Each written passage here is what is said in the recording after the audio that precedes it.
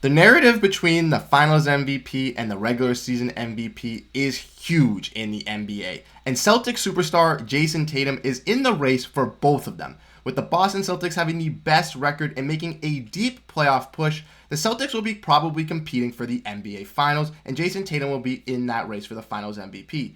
But he's also in the top 5 for MVP voting behind some other superstars in the league. This guy is a top 10 superstar in the NBA, top 2 in jersey sales, and he definitely deserves to be on that conversation. On this episode of Celtics Digest, I'm Bruce Veliz. I'm here with my co-host Isaac. We'll be discussing Jayson Tatum possibly going for the Finals MVP or the regular season MVP. What would mean more to him and what would mean more to the Boston Celtics? But before we get into that news, I would like to say that roughly 78% of our viewers are not subscribed, and we'd greatly appreciate it if you guys hit that big old red subscribe button and join that Celtics Digest family. Isaac and I have been content grinding, getting you guys Celtics content almost every single day, so if you want to make sure you stay up to date on daily Boston Celtics content and coverage, hit that subscribe button, as you definitely will not regret it. But let's dive into the news at hand today, looking at Jayson Tatum's ultimate prize. Now, I want to run it over to my co-host over here, Isaac, and I want to get his thoughts and opinions as well on this. So obviously, Jayson Tatum leading one of the best teams in the NBA, possibly to a deep playoff run. What are your kind of thoughts and opinions on what Jayson Tatum should be doing?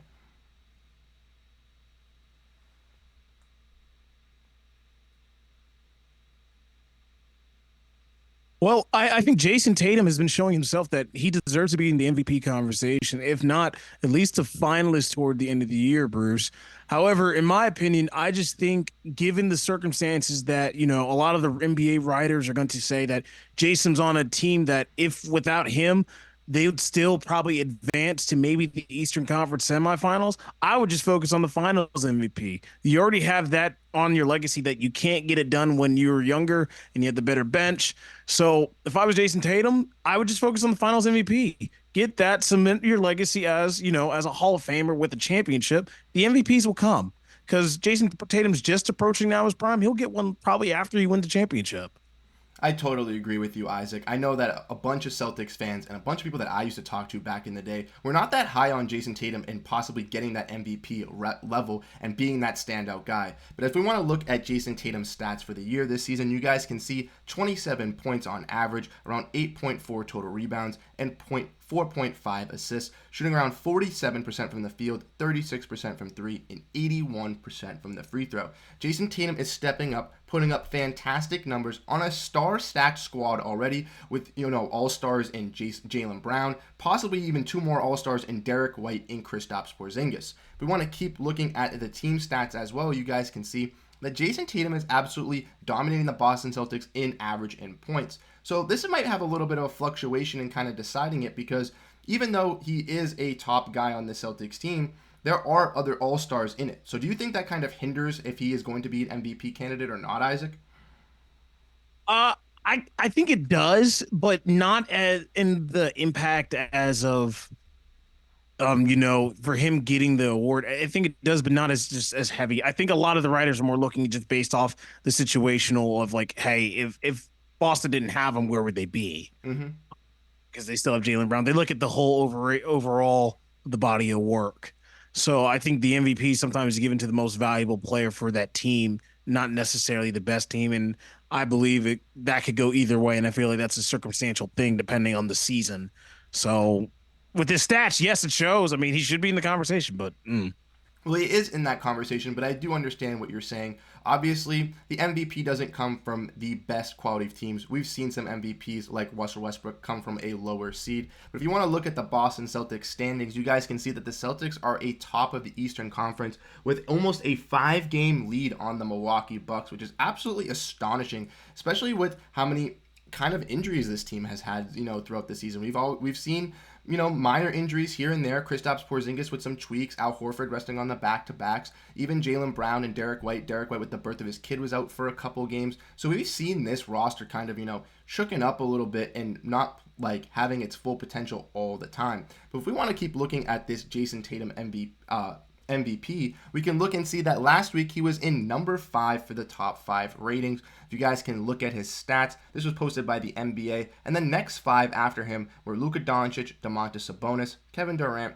Kawhi Leonard, and Devin Booker. Some notable names up there as well. And if we want to keep looking, you guys can look and see that Jayson Tatum had made the top 5 in MVP voting for the first week since week number 5. It had almost been 10 weeks since Jayson Tatum had eclipsed these numbers. So, Isaac, like you were mentioning, obviously the Boston Celtics have all these other superstars, and they kind of factor in that, Jayson Tatum wasn't really there. Maybe his stats wouldn't be like his stats are great, obviously, but the other players could hold their own for the Celtics team to still make them a contender. So do you think that it adjusts how he's coming in at top 5, top 6, how he's on the borderline a little bit there?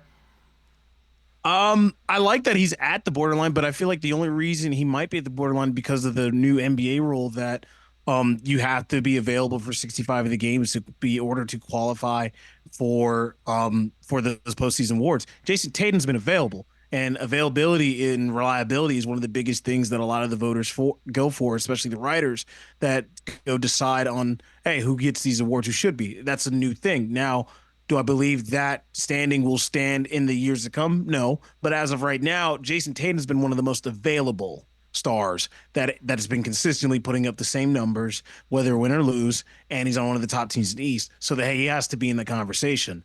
So I feel like although he just got back into the top 5 of voting, I wouldn't be surprised if a couple other guys miss a couple of games, like Embiid, if he misses any more games.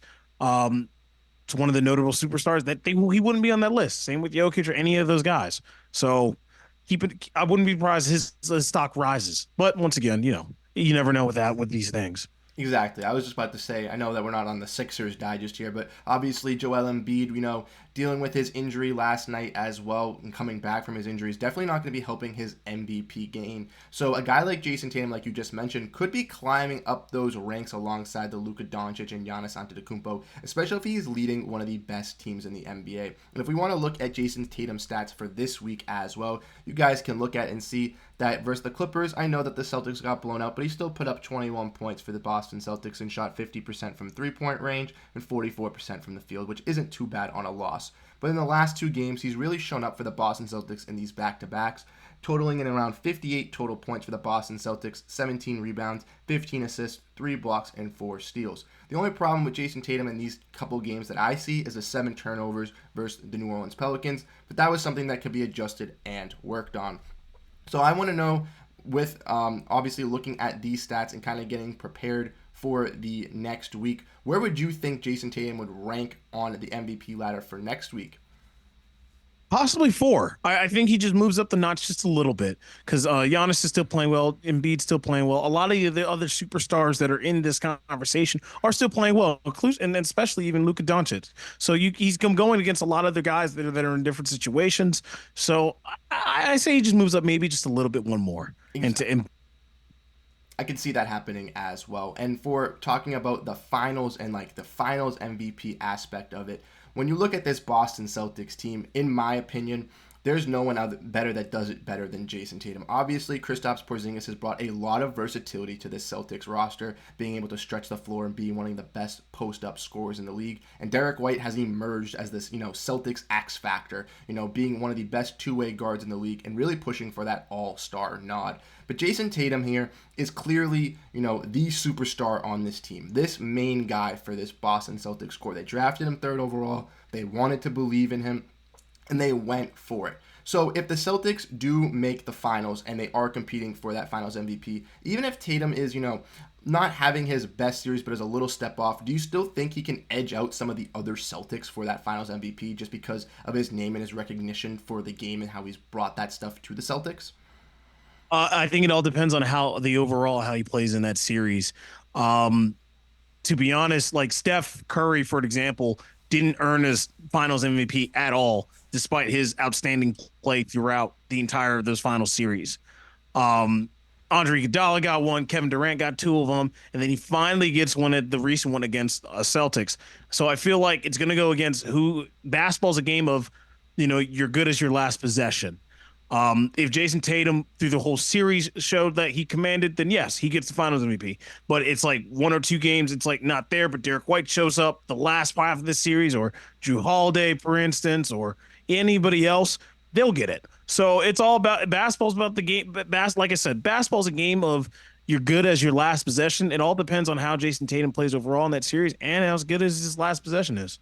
Exactly. I agree on that, Isaac. I think that I think has set him up to be the favorite for the Boston Celtics possibly to win it because he has the highest stature on the team. But I definitely think depending on how he plays and how he controls the series will definitely affect it. We've seen Jayson Tatum come out in certain games a little sluggish, I'm not going to lie, a little slower on the ball. But then we've also seen him come out in games where he's attacking the rim with ease and dominating, third and fourth quarters, bringing the Celtics back and, winning them games single-handedly just because he wills that comeback. So this man is built with all these wills. I think he can definitely make an impact to either win MVP.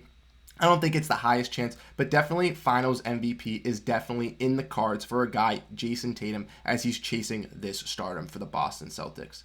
I want to say before we finish this episode, thank you to my co-host Isaac for hopping on to this great episode and having a fantastic discussion. And let us know what you guys thought in the comment section down below as well. What are your guys' thoughts and opinions on Jayson Tatum making this finals run or possibly going for this MVP trophy?